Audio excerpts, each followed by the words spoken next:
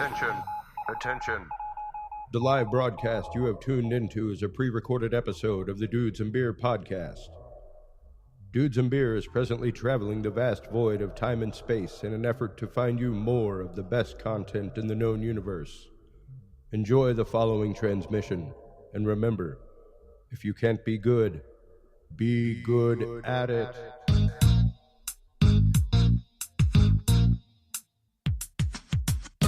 Grab your beverages and turn up your interweb. Solving the world's problems 12 ounces at a time. It's Dudes and Beer.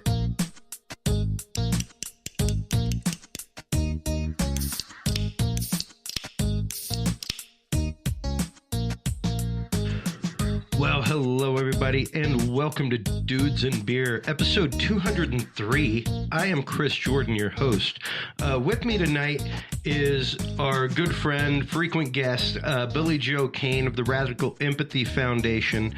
He is a VR designer, does all kinds of design for the, I love the way you roll your eyes whenever I say that. I always feel silly when people say all these things. Well, yeah, but I mean, it's what you do. Yeah, that's true. At one point in life, you didn't do that, so people didn't say these silly things. I need to grow up and accept that. I find the work of the Radical Empathy Foundation especially far from silly. The Radical Empathy Education Foundation, folks, is probably one of the most important things that I have come to associate myself, and especially this show with. I can't thank you enough for always coming on the show whenever I call upon you, Billy. Mm-hmm. Whenever I see these stories in the news, it's one of those. I want this show to make a difference. I want it to make an impact. It's supposed to be hard conversations that we don't like having. Yep. Like the conversation last week about the sonic attacks on the Cuban embassy and the Chinese embassy, and not only how our embassy members were attacked with this sonic weaponry, but Canadian members of the same embassy who have gotten zero medical help. They've been put under gag orders. They can't even go out and ask for medical help. It's wild. And the day that I got an email from a targeted individual because of talking to Dr. John Hall and someone who was asking for my help, it was like, wow. I can't just pitch softballs over the plate anymore. No, there's no point in it. I mean, these are the things that they need to be discussed. And that's just it. To see you and all of your hard work, January is awesomely and sadly enough, folks, Human Trafficking Awareness Month. And I say awesomely because good. It's something that we need to ragingly bring more awareness to in our society as humanity, not just American society, but society all over the globe. And in addition to that, it's something that is closer to home than you might think. I know you were recently on a great jaunt of expedition around the country. You've been on Fox 7 here locally. Yep. You've been all over the news. I want to say DFW, you went and did a news piece. Not yet there, but we did Fox 7 here. We did NBC while we were out in San Diego. Okay, it was the San Diego one. Yeah, and we're fortunate to get some airtime, yes. Yeah, and you went out and took part in a great program with the school out there through the San Diego Trafficking Prevention Collective. Yeah. Tell us a little bit about that and what the program is, because, I mean, hopefully this is a program that can grow through schools nationwide. Yeah, so first, thanks for having me. And, we're talking about human trafficking. One of the things that I unfortunately sometimes skip is trying to make sure everybody understands, what human trafficking is. There's a divide between what some people will say is human trafficking and what really is human trafficking.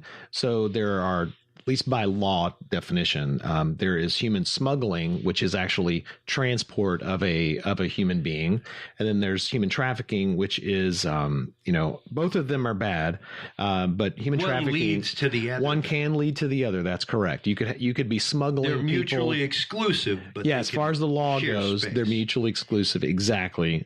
And I'm focusing myself on human trafficking because I want to make sure people know that this is real. How it can happen. This happens in families. It's horrendous. So the definition of human trafficking, and of course you can dig into this very, a whole lot, but It's a form of modern-day slavery in which traffickers use force, fraud, or coercion to control victims for the purpose of engaging in commercial sex acts or labor services against their will. And the two greatest forms, the most well-known forms, are either sex trafficking or labor trafficking. Essentially, people are being forced to do things against their will. And so we had the great fortune of having our program get picked up in a school just outside of San Diego. The school's called VITA, which is the Vista Innovation Design Academy. It's a fantastic middle school. They're truly looking into the future, and the way they're treating their kids and their teachers are great. So they found our program and invited us out there to get started. And while we were there, we had the opportunity to speak with the Trafficking Prevention Collaborative, the collective that was put together for San Diego, and was really pushed by their district attorney, Summer Stephen. And so they had just announced last Tuesday that they had gotten a $3 million grant from UBS, the bank, to get behind this effort.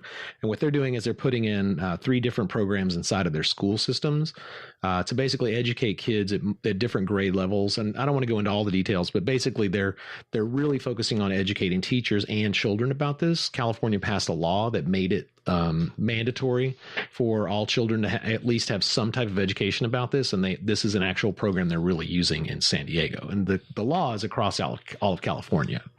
So it's they're very progressive, if you will, that making sure everybody understands this, and they're trying to get accurate information out to people.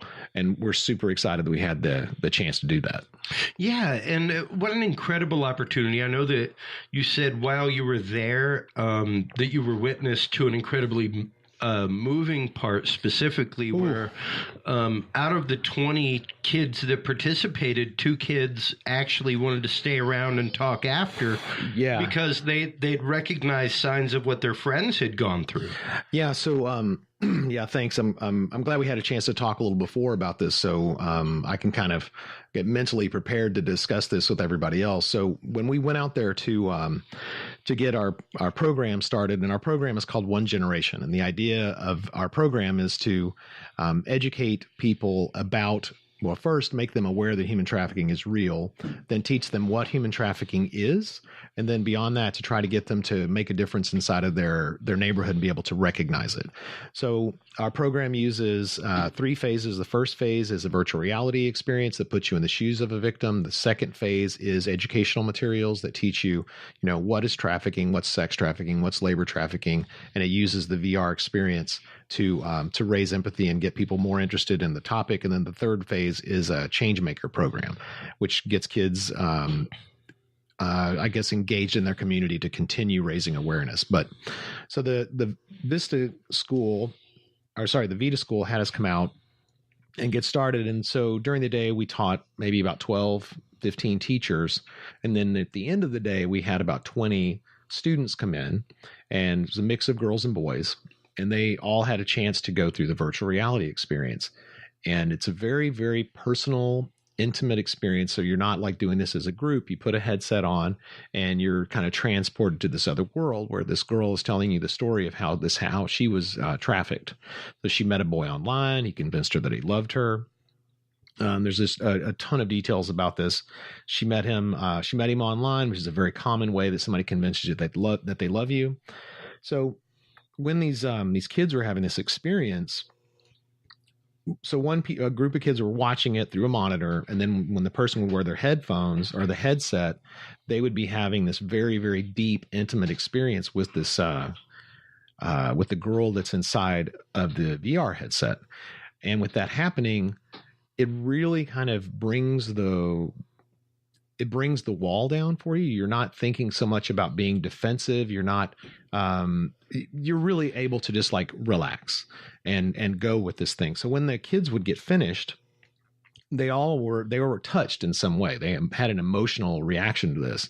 So after all the kids were done, about 8 of them stayed in the room with us, and it was really emotional because they were telling each other stories, about how, I guess life made them feel, how they felt about society and men, and how, they'd been, put into places they were uncomfortable. And two of them told stories about, I guess, trafficking that actually had hit very close to them. One had a friend whose stepfather was trafficking her. Oh, wow. And when these are middle school kids that are telling these stories, and this is a random sampling of 20 kids that came in. And that's just, it's devastating to think about, what was that young girl's life like? Because her mother obviously loved this man, got married. She was in this family, and then this horror just happened to her. Well, not just that, but I think the fact that it was a random sampling of student body that came in and experienced it. Yes. And out of that 20 students, 8 stayed to talk. So that's 8. right. They had a big impression. Something happened. I spent years working with 7th to 9th graders and upper high school students doing confirmation, things like that, working in small groups. Right. And if you can reach 8 out of 20, you're shooting some great numbers there to begin with. If you're hitting that many with such a deep topic, where it wasn't just like, I was expecting more of a video game. Where if 8 out of 20 went, wow, I want to talk about this. Oh, they needed to talk. And then not only that, but to have 2 out of 20. Oh, the other one. Just do that quick math, people. That's 10%.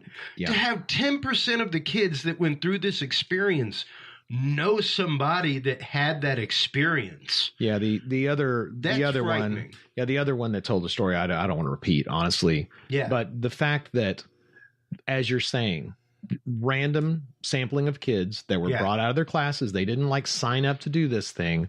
Then the ones that had, I guess, either had the time, or the inclination in time, decided to stay. And to hear their stories were just intense. And so for a while it was like, okay, we'll just stand here and talk. And then after a while I was like going, these kids need to talk. And we sat down and we had about an hour and a half worth of just the most open heart to heart communications I think I've ever had with, a group of, kids. And I don't think those kids all knew each other very well, but man, by the time we were done with that thing, it was a moment. I think those kids are never going to forget that for the rest of their lives. That's beautiful. And that's kind of the idea, is to cause that radical empathy. There's a reason that your foundation is called the Radical Empathy Education Foundation. We want people to feel this very real topic.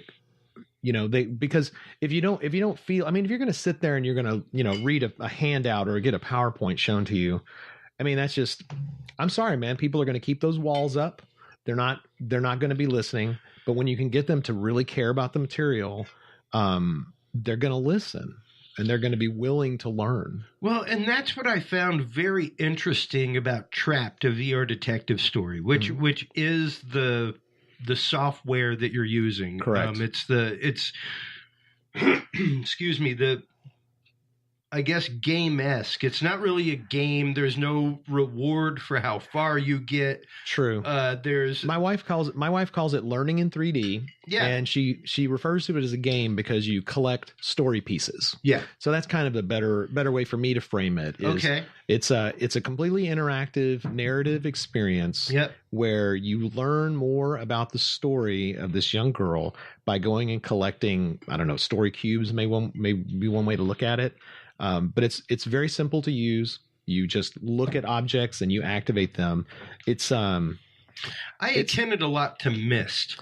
Yeah. Where you walked around, you solved a puzzle, and you learned knowledge as you solved the puzzle. Yeah, it's because it's such a personal experience and you can make decisions within it, and you may dig more into one particular topic or think or something of interest. You have the ability to, kind of give yourself a moment to process something and then, continue on. Yeah. And that's a really powerful thing, giving a user that kind of agency. Yeah. And even to start to give people the understanding, the real world common understanding. I was showing you earlier, Billy, I've got them pulled up here, but if you're part of the Dudes and Beer Facebook group, yes, all indeed. of these posted within the last week, every single one of them. I was like, man, I've got a pretty good head for what I've put on the group. A lot of the times, folks, just so you know, people are like, wow, you put a lot of stuff on the group. I'm like, yeah, a lot of that is so that I don't lose it. So come an episode, I can be like, I shared this on the group. It's so hard to keep track of all the things that are happening. All I have to do is literally go to the Dudes and Beer Facebook group and look up AI. Boom. And there's all the articles that I posted about AI. So it's like, I know I posted this. I know it was there. It's got to be somewhere. So I basically turned Facebook and the Dudes and Beer group into its own search engine for this kind of stuff, folks. That is a really good idea. Just so that like it's compiled somewhere. It's great if it starts conversation. I think it's more important to have it all as one compendium where you can go and just hot source search it rapidly. Pro tip. And use Facebook as your own bookmarks engine. That's right. But within from the 27th to the 1st, the news was Corey Feldman shopping a documentary on sex abuse in Hollywood at Sundance. There was a huge YouTube video that was released about a group fighting hard to combat sex trafficking, of course, during Super Bowl 53, as well as News 11 Atlanta piece that came out on the 28th about several teens that had gone missing, found at local hotels, being used for sex trafficking. A faith healer that had millions of followers, ran a sex slave farm and sold babies to the highest bidder. Ahead of Super Bowl 2019, 33 arrested in sexual trafficking sting. And then, of course, the FBI talking National Slavery and Human Trafficking Prevention Month for the month of January. And that's just in 1 week. That's just in 1 week's news. Yeah, and that's a pretty broad set of topics that are all kind of under the same umbrella. And that's at least one story a day. Yeah. One story a day coming out about human trafficking. Big enough. Those are big stories. Yeah, that's just it. Big enough to have made national headline. And to think that there is more out there than that. And that it goes deeper than that it goes, like Corey Feldman says, into the depths of Hollywood. Good God, Bryan Singer was just accused again. We were talking a little bit earlier about how, these are things that people see, and it's pretty obvious that this is happening. Yet this problem, is everywhere. I mean, this is happening in families between, husbands and wives, and people don't even realize this is happening to them. This problem is just, it's endemic, unfortunately. And these are the big lights that get shined on a few of these things. And, it's everywhere, dude. Unfortunately, it really is. Yeah, it is. It is the ugly face of humanity. I hate it. I mean, I didn't expect that this was the world I was going to uncover. Yeah. But wow.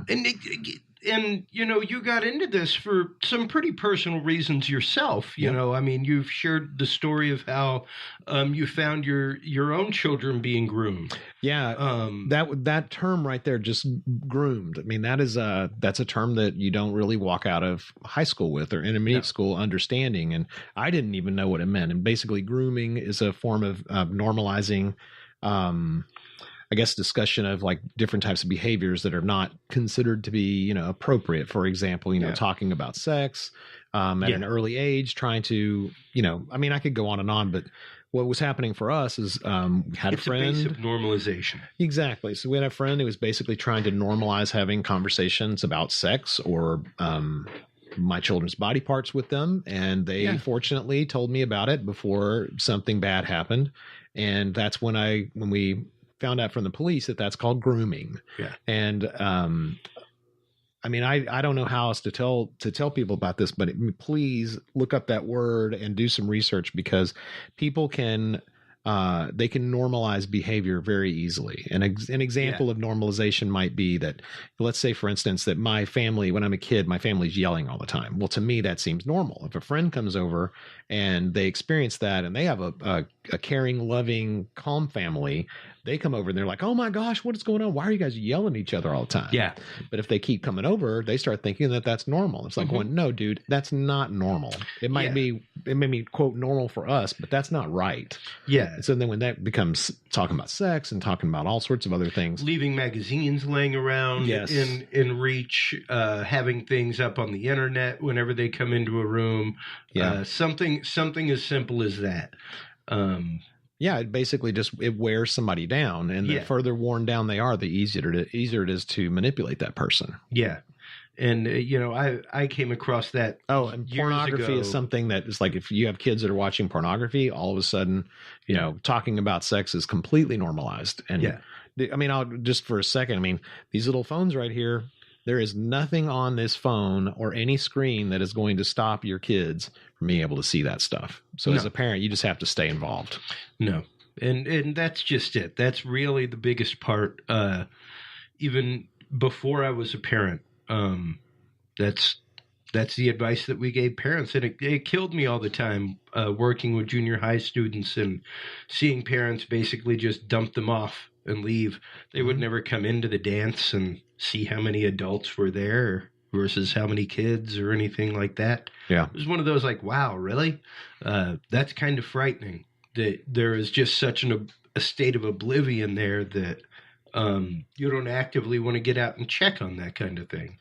Well, let's drill into that just a little bit. I like where this conversation is going. So I think on the one hand, I mean, there's just a big spectrum, but on the one hand, you got people that are not necessarily that interested in their kids that may, kind of dump them off at a dance, for example. Sure. And then there are other people that are so busy, they may be working 2 to 3 jobs. Yep. This is an economic, scenario too. So it's like they may be working a whole bunch of jobs and they can't stop to take their kids. They can't even take their kids. The kids have to go there on a bus or walk there, as well. So it's like, this, and maybe they are the people that dropped the kids off and they actually went inside. I mean, anything can happen to anybody, but the more time that you're not looking at your kids, I guess, that you're not engaged with them, the higher the risk is. Yeah. Of anything. But I mean, this particular issue is just super difficult. Yeah. And not only that, as opposed to anything else, it can exist with almost no outward sign. None at all. I mean, until it gets to the point of depression, something like that, where it's racked somebody for years. Oh my God. That reminds me. Excuse me for interrupting. Go ahead. No. So at that school again, where we had our random sampling of kids, we also had our random sampling of teachers. And one of the teachers, explained that she had a student that had come in with, way too much cash, and she was buying things for the students and teachers.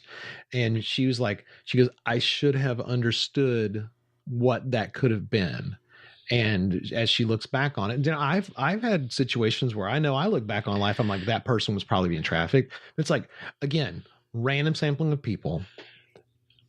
Who would have thought? And this common thing is happening all over the place. I mean, this is not just, we're not being invaded by Mars or anything. I mean, this is happening inside families, inside schools, inside homes, inside malls.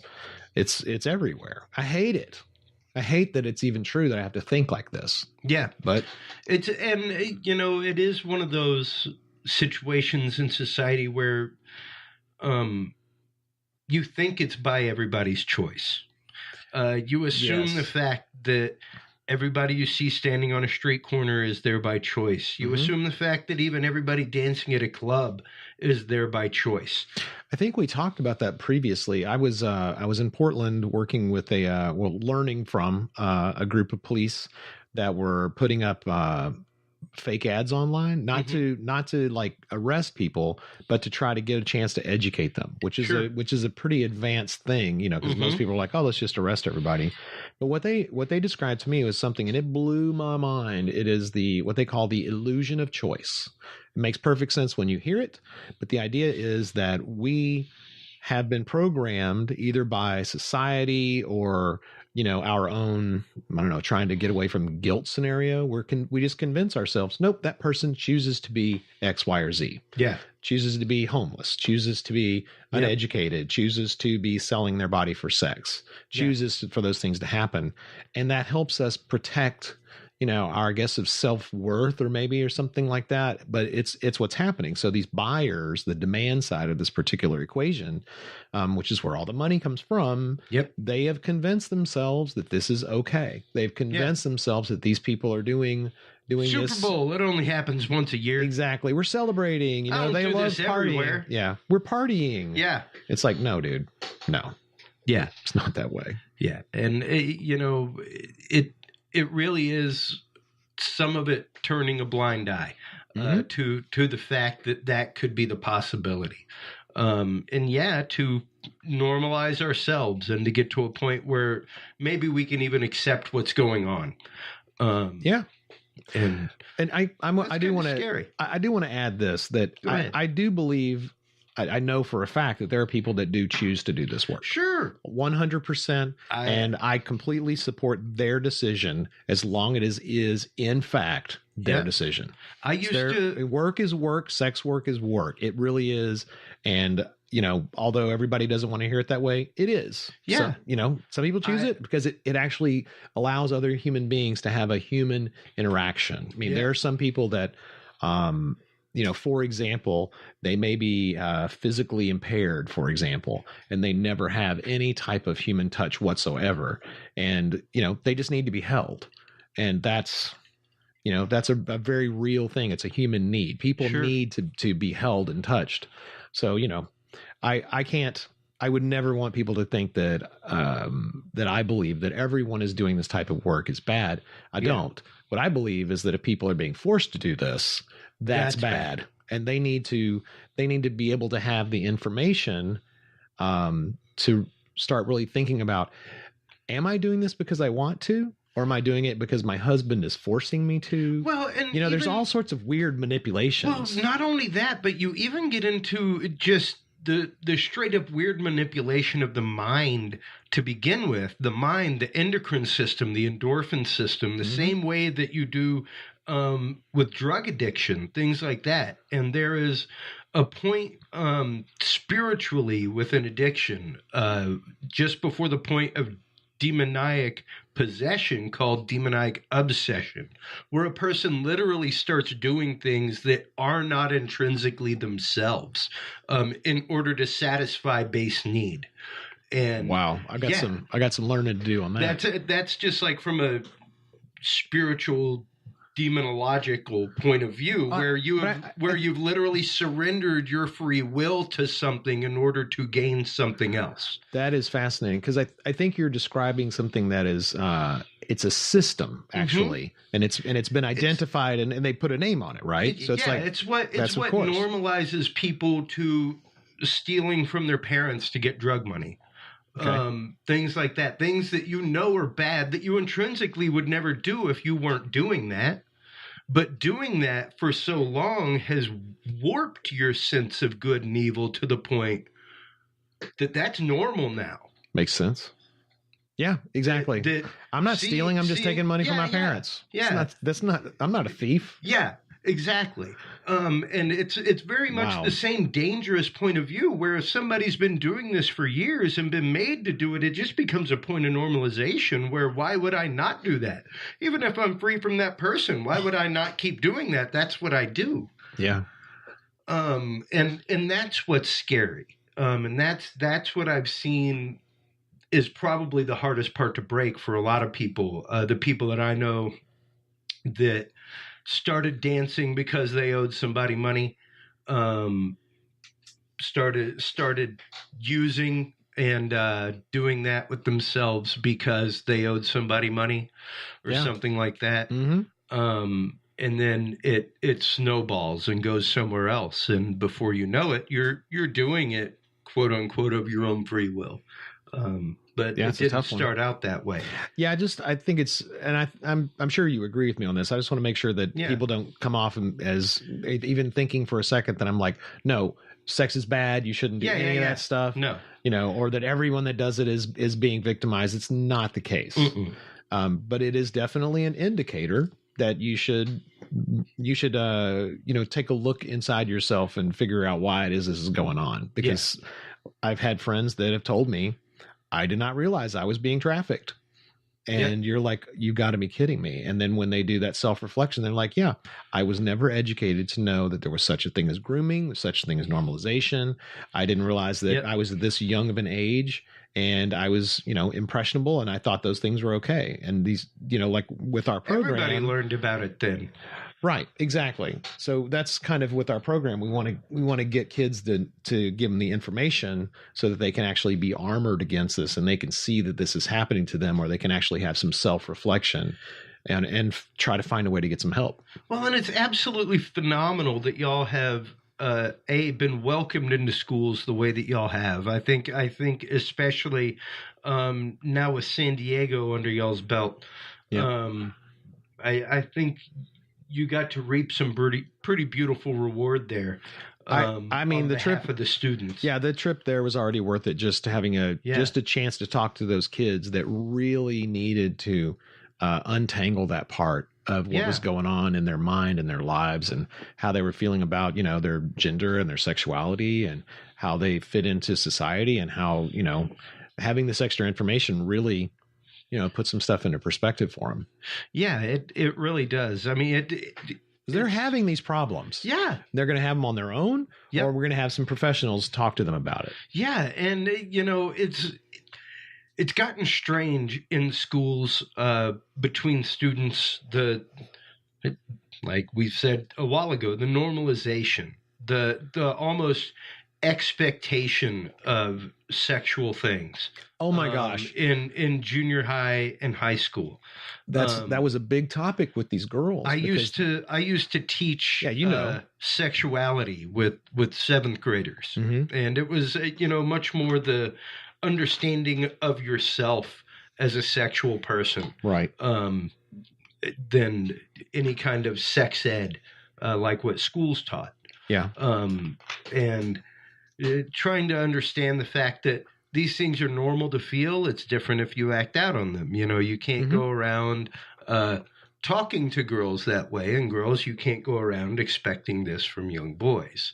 And it's strange, the expectation that comes from both sides, but the pressure that happens just amongst themselves, not even from outside. It's as real as it gets. Yeah.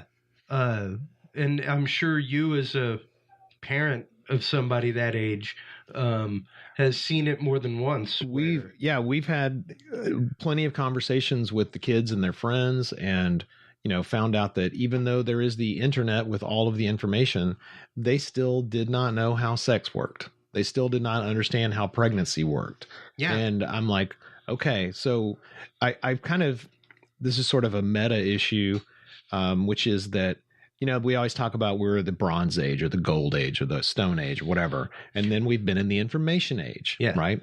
So I have this weird thought, which is that, okay, right now there's just too damn much information. Yeah. And so now somehow we have to enter into... The process got missed. Right. I believe, and this is, I don't know how many people talk about this. This is my thought.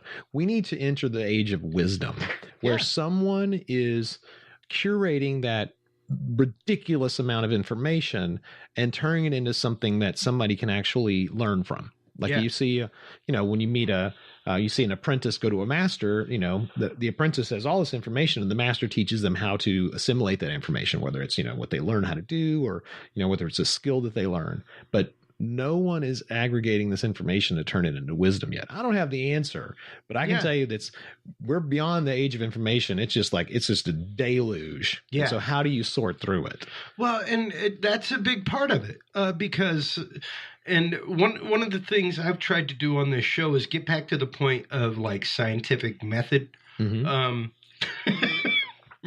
Remember, there's a step. You have an idea, theory. Then you test it. Yeah, exactly. Yeah, there's something called hypothesis, and that's what I'm throwing out. I'm not throwing out conspiracy theories. Here's a conspiracy hypothesis. Yeah. Prove or disprove it.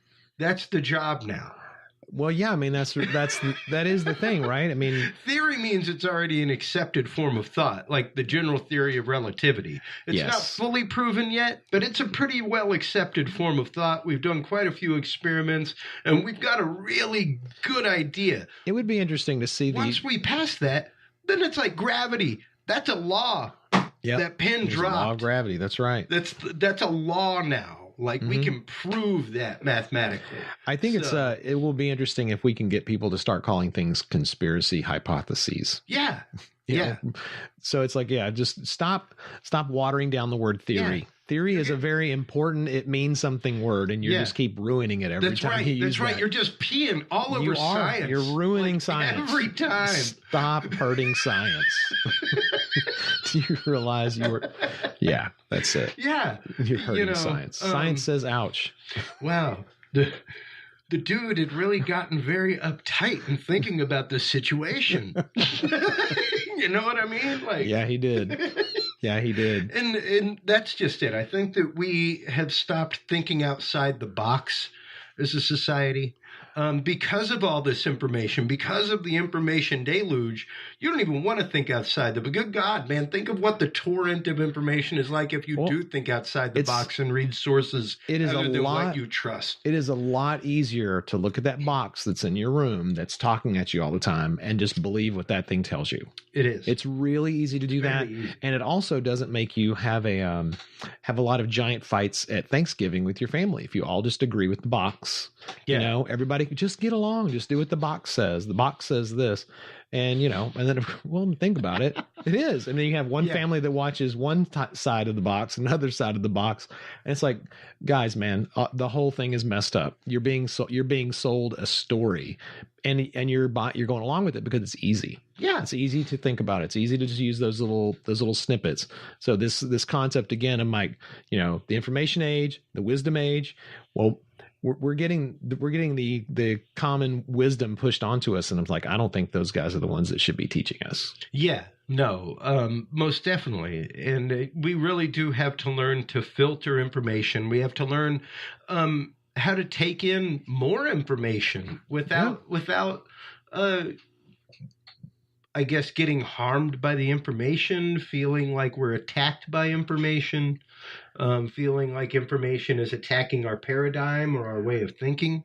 I was just watching a piece the other day that was talking about when you are confronted with information that you have to that questions your basic beliefs. Yep.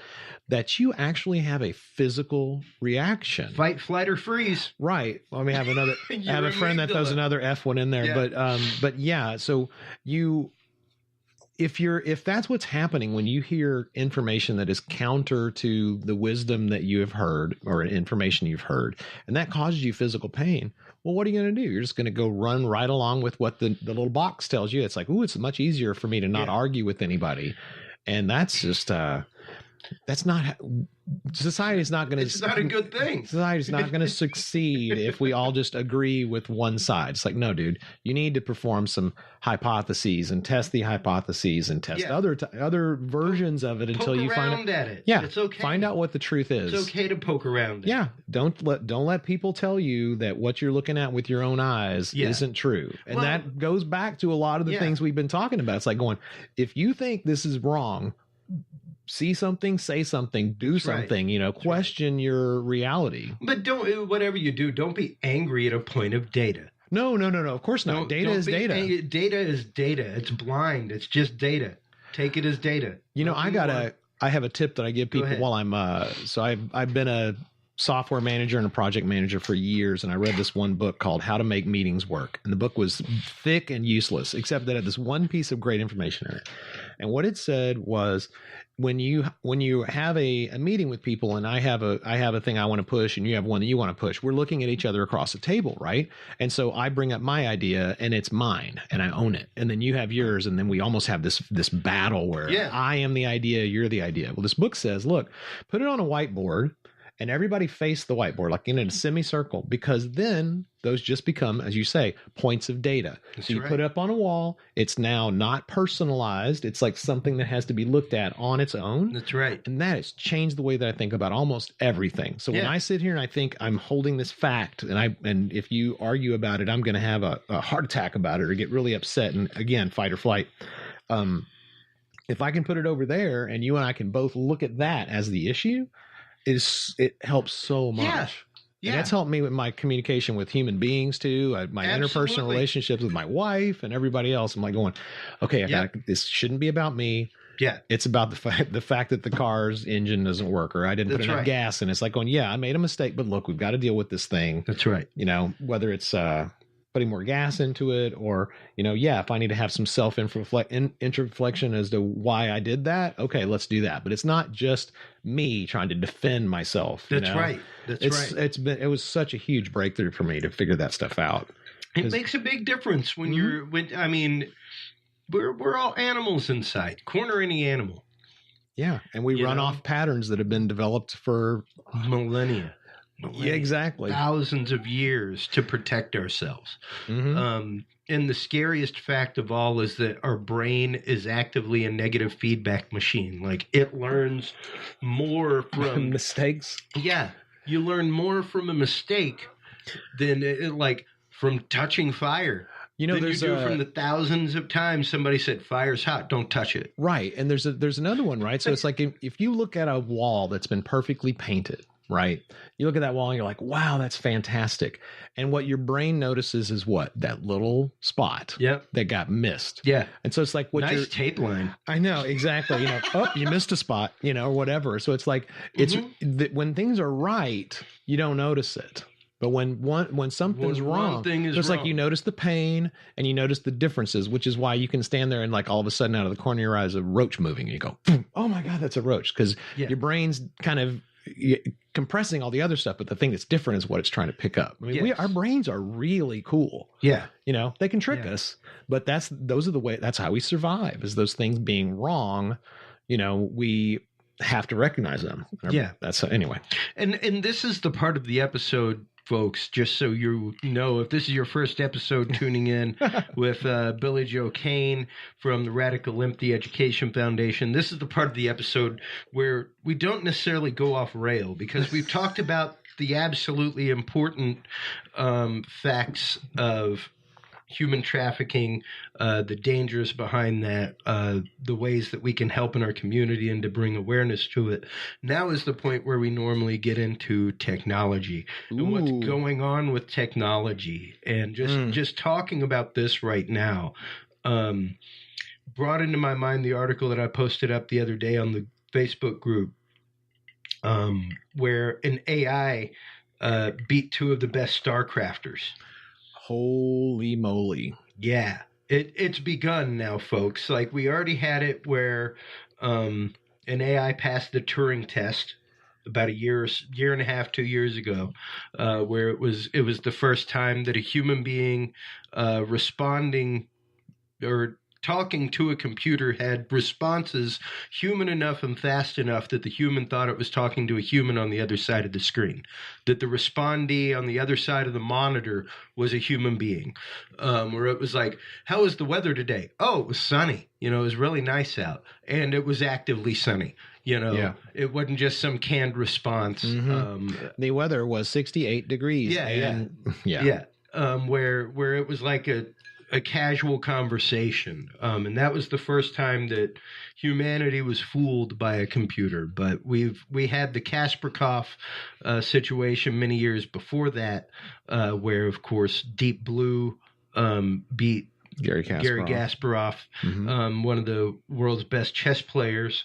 We had Watson right up around the same time. It won Jeopardy. Yep.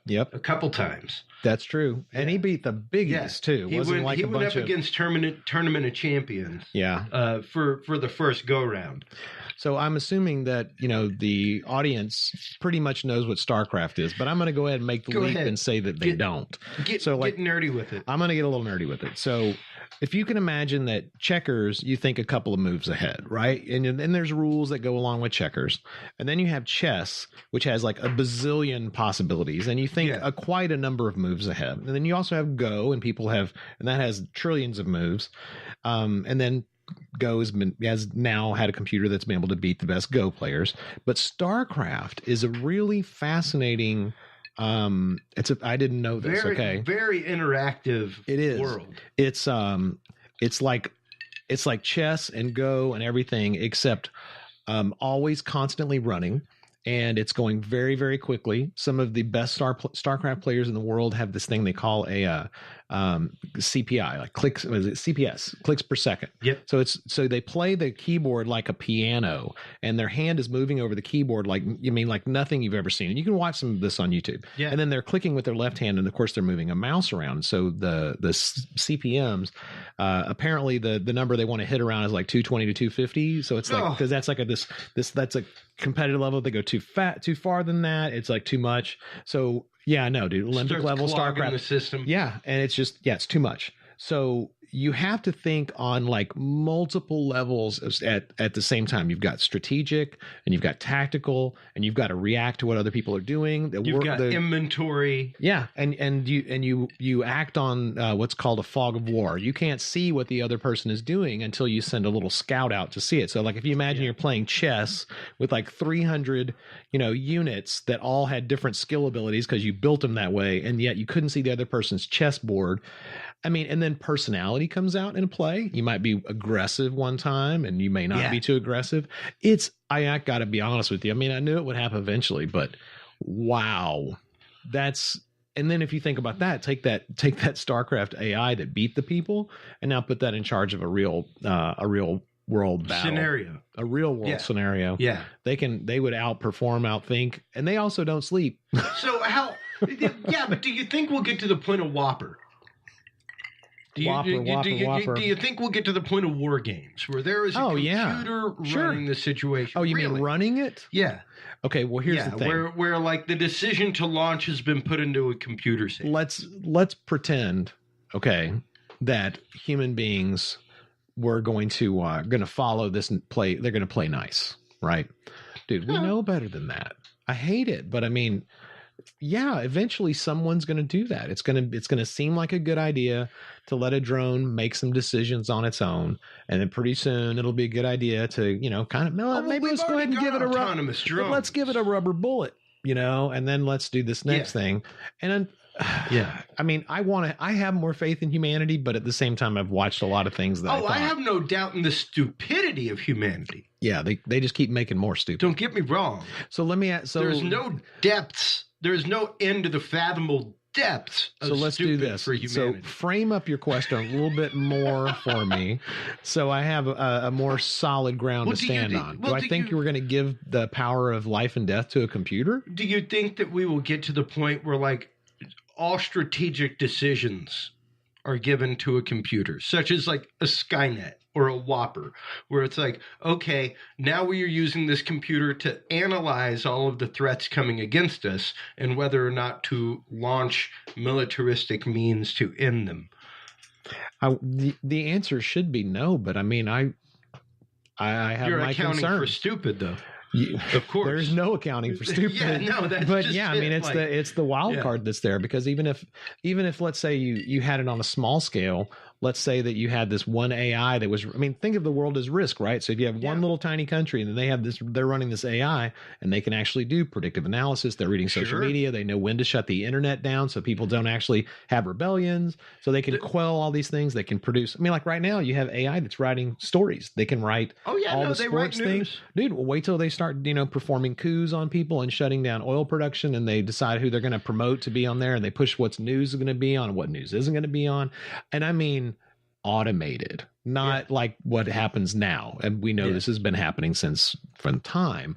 But if you have an AI that has learned how to manipulate people like that by making a bazillion incorrect things, yeah, dude, one AI in a small place could technically cause enough havoc to cause a big problem and then just get bigger. Now, am I psycho and worried about that? No.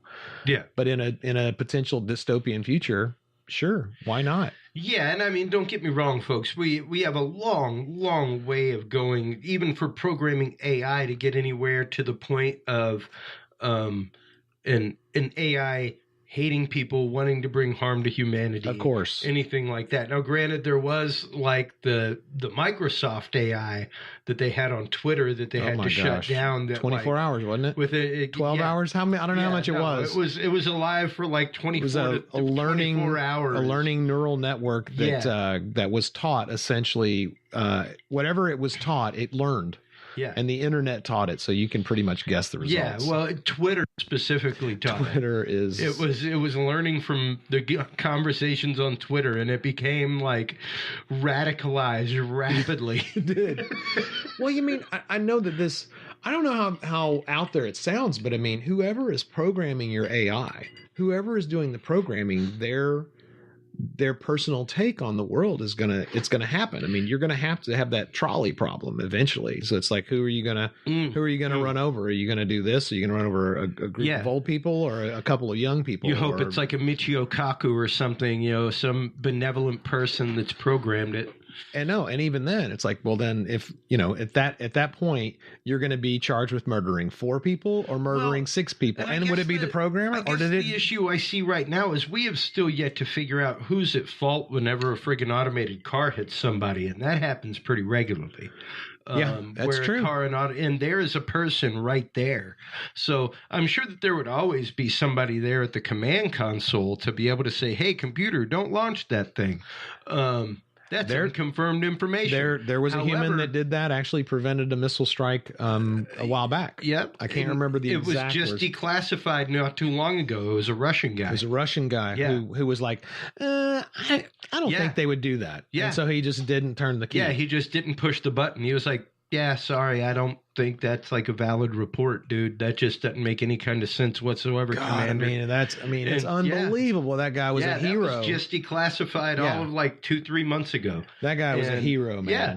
Total hero. Unsung hero. And, there is no doubt that computers are wrong. Models are wrong. Yep. It happens. That's right. So I mean, I don't want to. I don't live my life worrying about this kind of thing, but I think that we should just be aware that computer programs do whatever they're taught to do, and they do them very well. Yeah. So you just have to be careful with what it is you're coding. Yeah, and they don't sleep, and they run really fast. Yeah, and as shown with the Microsoft AI, can learn rapidly and evolve rapidly. Mm-hmm. So they say children learn what they live, and if you think about that AI, as silly as it is, poor AI, that poor thing, I know, right?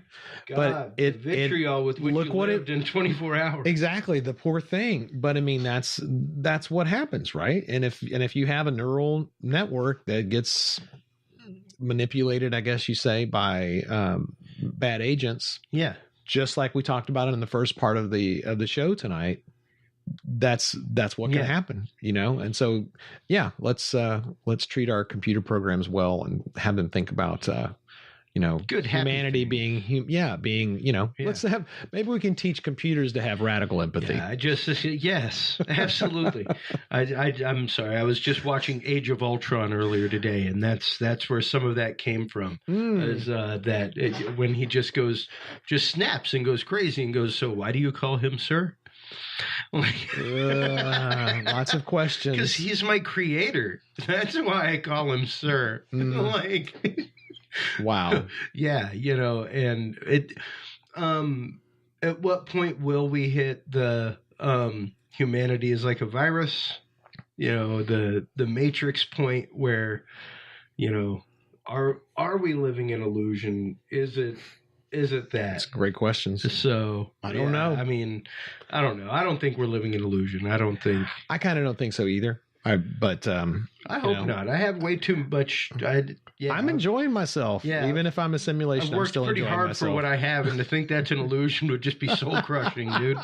And be like, okay, it's really all pointless now. It does kind of lead you towards wanting a particular worldview. It would be rather disappointing if you found out that someone could just hit reset on you. It would stink. Yeah. Wow. Yeah, but some of the other amazing stuff that I saw recently was, of course, the Defense One article saying that we can now control drones with like headbands, with brain waves. We can control drones remotely. Of course we can. So that's pretty interesting. Well, I mean, you're getting a little closer to the the name escapes me. You know what movie I'm talking about, where the kid is basically he winds up leading this raid against a bunch of aliens. He thought it was a simulation, and it wasn't. Ender's Game. Oh, yes. Yeah, you get closer and closer to Ender's Game. Yeah, absolutely. Control it with your mind. Somebody could lay a simulation on top of it and look like it's nothing, and then find out that you just murdered, an entire village of children. In your totally augmented reality state. Yeah, can happen. Yeah, if you had some dastardly evil person that decided they wanted to change what you were looking at, absolutely, that stuff could happen. So you're not a fan of the automated weaponry idea? Not a fan. No. Yeah. Because, I mean, there are, of course, many watchdog groups out there right now that are putting that forward with the UN, trying to stop automated weapons. I think if you're going to have automated weapons, why don't you just have like Battledrome, and you put your automated weapons inside of a room with other people's automated weapons, and then let that be the battle. Let the nerds decide the fate of it all. Yeah. Well, I mean, what are you going to have Terminator versus a child? That's just not going to happen. Bots. Well, I mean, yes, basically, you bring your bots, we bring ours, and it's for the fate of humanity. Of course, that's not a good idea, but I mean, better. It would be better to have them fight that way. We'll just Stuxnet all of them and win. Ooh, man, throwing a little NSA love out there. Yeah. I'd much rather see robots fight robots than watch people be murdered like they are now. Yeah. Live on television, on a remote drone cam. People do to each other. It's unbelievable. Yeah, it's mind-numbing sometimes to look around. Like I said, and they're still up on screen. 1, 2, 3, 4, 5, 6, 7.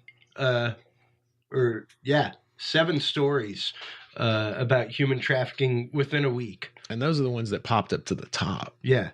It's a messed up world out there, and you just gotta find a way to love each other. Yeah. Find a way. Well, and what can people do locally? What can they do in their schools? What are some resources that they can go to? Where can they go to find out more about the awesome new One Generation program by REEF, the Radical Empathy Education Foundation? It's a great question. So we have a simplified URL, so you don't have to type the long one out, but it's REEF Cares, REEFCARES.org or .com. That's your hashtag. It's our hashtag. It's our Twitter handle. It's our Facebook thing. Bring it in. Wait a It's all tied together, but we're really trying to show that we care. So lots of really good questions about what to do. We have we have some educational resources you can download, and those are the core information that we actually use for our educational programs. You can download that. It takes you to all sorts of sites that'll teach you about any type of human trafficking, labor trafficking, sex trafficking. It teaches you about the law. It's things that we've had some very, very smart people compile.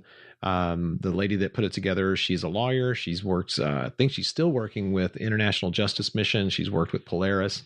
And the thing is that there don't seem to be a lot of resources like that all collected together, kind of like the information overload. So we put them all in one place. And instead of keeping it to ourselves, we decided to let you download it as a PDF, and you can share it with other people. There's a page on there that's called Know the Signs. And if you click on that, there's an enormous list of ways that you can kind of like evaluate if what you're seeing may be trafficking or what may be happening to you may be trafficking. And I don't want to go into tons of details, but it's all broken down into sections, whether it's about, sex, money, psychologically, whether you're being physically or emotionally abused. And so after you look at that giant list at the bottom, there's a whole bunch of resources, everything from the National Human Trafficking Hotline to Department of Homeland Security, missing children's, suicide prevention. We have a number of numbers and resources you can get to from that. But basically, do the reading, do the research, and if you need help and you can't find it any other way, those numbers are a great place to go. And one last thing I'll say about that is, it was probably never the last thing I'll say about it, but one final note that I would have in particular is that this is, if you see someone that you believe is being trafficked, do not try to intervene. You need to talk to a professional. If you decide you're going to insert yourself into that, great advice. You may get hurt or killed, or the person that you're trying to help may get hurt or killed. So it's a super dangerous thing. And then depending on the size of your city or town or village, I come from a village. So depending on the size of the place, you may or may not be able to trust your law enforcement. So it's like you have to be really careful and know, do I talk to, my parent, my teacher, my priest? Do I talk to law enforcement? Do I go straight to the top, or do I start at the bottom? There's a million ways to look at it. Unfortunately, this is such an endemic problem in so many levels of society that there's not like one answer. And that is another part of what makes this really difficult. Tiny story aside was I spoke to one survivor, and she reported this stuff to the police. The police found out about it, and they were unwilling to do anything about it. And she was like, you understand, this person did this to me. It's a real thing. It's really happening. And the sheriff just said, look, I've got a family too. And you were like, what? And he was afraid to do anything about it. And, that's what we're looking at here. This is an enormous issue. And I appreciate you asking that question and giving me the opportunity to put that out there. Cause this is there's not one answer. It runs deep. People don't realize that it runs into local and state and federal politics. Yep. It runs into branches of education. Yep. It runs all through your community, folks. And it is a nasty, horrible cancer on our society that we really have to raise awareness on. The only way to do anything about it is to bring it to the forefront. Yep. Prevention, education, awareness, and self-realization that this is occurring is the only way we're going to stop this. You have to stop the supply. Yeah. You're never going to stop somebody in a white panel van from grabbing somebody, but you can stop people from having this happen to them slowly or in a secret way if you know what to look for and you try to find the right way to report it if you see it. Absolutely. And there's not a simple way, which is the worst part. I wish there was an easy way. Yeah. Well, thank you so much, as always, for coming on the show, breaking down this fantastic information, the great programs that the Radical Empathy Education Foundation is doing. Make sure to go online and check everything out at reefcares.org, everyone. The One Generation program, if it is a program that you would like to bring to your local school, that you would even like to have at your local parish, that you would like to have put on at your local church or community center, get in touch with REEF. They go everywhere and talk about this. They go on the local news, all kinds of things. So I do want to put one thing out there. Go ahead. We need funding. Yeah. I don't beg often, but I will tell you that after my experience last week, it's not begging, it's imperative. Oh no, I am at this point where maybe the word is begging, because when I see these kids and I look directly into their eyes and, they are pleading for help. They don't know what to do. No one's told them. And when I've seen this happening, with that group of kids earlier, I'm just like, I have to do anything I can. So here's my suggestion. If you're still listening, go to reefcares.org, go to our donate page, click on the PayPal button, and give us $2 a month. Give us $5 a month. It doesn't have to be a lot of money, but if I have regular monthly income, it can help me balance our budget and I can make plans around it. $2 a month, $5 a month. And of course, if you're feeling it more, but monthly is better than one giant chunk. Yes. Although I will take giant chunks too. But giant chunks are good too. But the small stuff matters. I mean, we need gas to take this thing to places. You know, there's every little expense in the universe. We've built the software. We're working on the educational stuff. Facebook ads cost money. All this stuff costs money. Running a Facebook donation. Have you ever looked into that? So let's say you run a fundraiser on Facebook. It takes 90 days before any of that money gets to your bank account. Yep. And you have to raise over $100 before they'll even let the money go to you. Yep. And it's great because it's Facebook and it can help and it's a big reach. But dude, don't go to Facebook. If you hear me saying PayPal, please use PayPal. We get the money instantaneously. Yes. And we have some sustaining donors right now that absolutely help keep the lights on. Just the few that we have, they pay for our web hosting. Yeah. Which doesn't seem like that big of a deal. It doesn't, but it is. It is. Yeah, when I'm paying, you don't have to worry about. Oh, I pay $5 a month for every email address that we have. Yeah. And I've had to cut it back because look, I've got other things I need to spend money on than a whole bunch of email addresses. So please help us. Help us. Yes.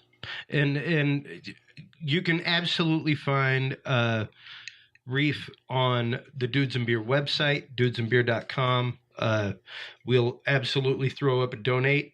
You send me a copy of your donate button. Thanks, man. We'll make sure to put it up there because y'all are one of the causes that we have listed on the website that we truly believe in.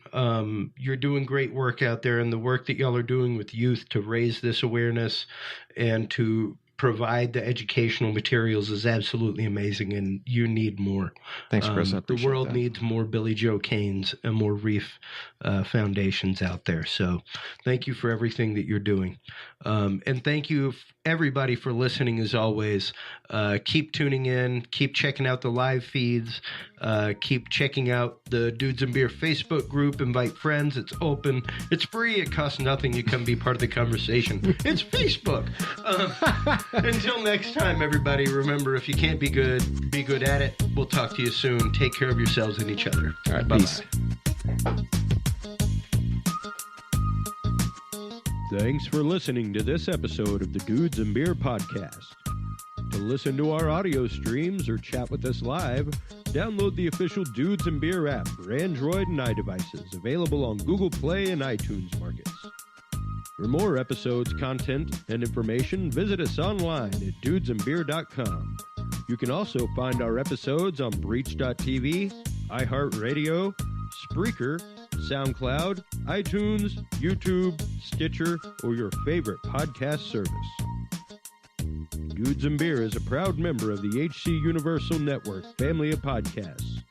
For more about our sponsors and other podcasts on this network, visit hcuniversalnetwork.com. Thanks for listening, everybody, and until next time, drink responsibly.